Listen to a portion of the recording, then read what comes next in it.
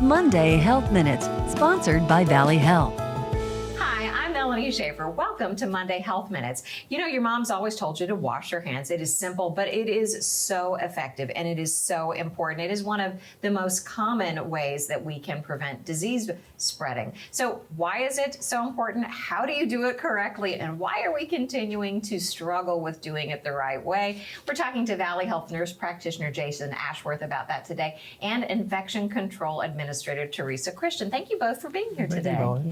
Hand washing is one of the foremost ways to prevent disease from spreading. Tell me why it is so important and why people just forget to do it.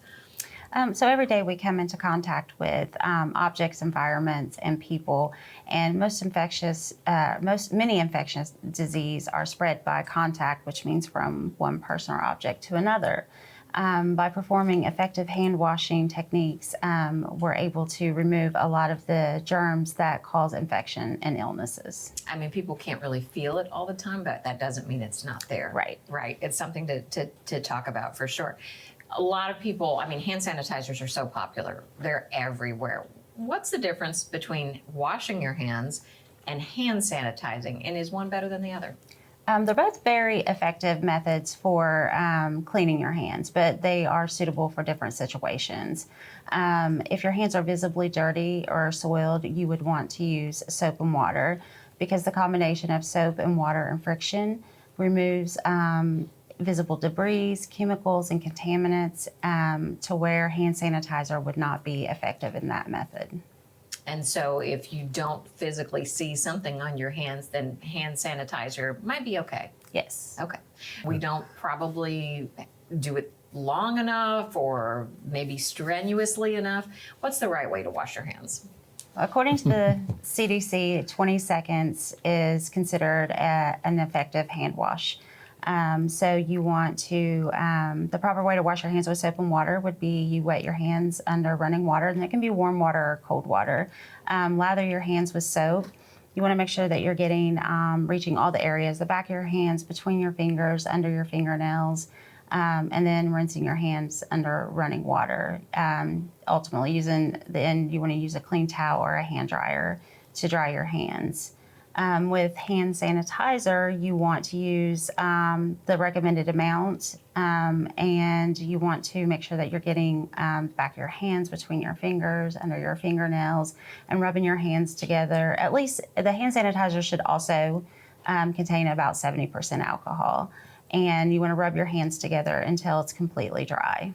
We've talked about just being out and about and how many germs we come into contact just in daily life. But in the healthcare setting, why is it important for the patient and for the provider to be aware of hand hygiene? Well, that's a great question. The reason why we started focused on hand washing at this particular time of the year is of its importance of stopping the spread of disease. And part of the education process that we're implementing is educating both patients and providers, because it's a two-way, if you will, kind of a cross-contamination. Is, if providers don't wash their hands or the clinical staff doesn't wash their hands, they picked up germs, pathogens throughout the clinic that day that somebody else may have brought in by not washing their hands. So in order to be effective, everyone really needs to be washing their hands.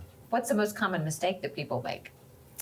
One of the most common mistakes they make is missing the key areas of their hands when they're washing their hands, not washing their hands long enough, not washing, not cleaning under their nails or getting between their fingers or rubbing the back of their hands.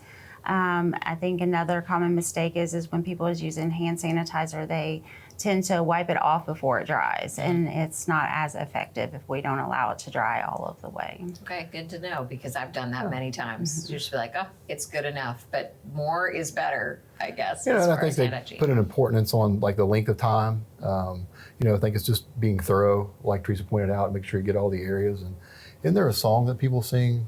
Yeah, I mean, usually you can sing your ABCs, and that's about in your head, or happy birthday 2 times, and that's around 20 seconds. All right, so longer, and let that hand sanitizer dry, and just do it. Just wash your hands. Let's all try to stay healthy. All right, thank you both so much for being here. I appreciate it. Thank you. Thanks for checking in on Monday Health Minutes.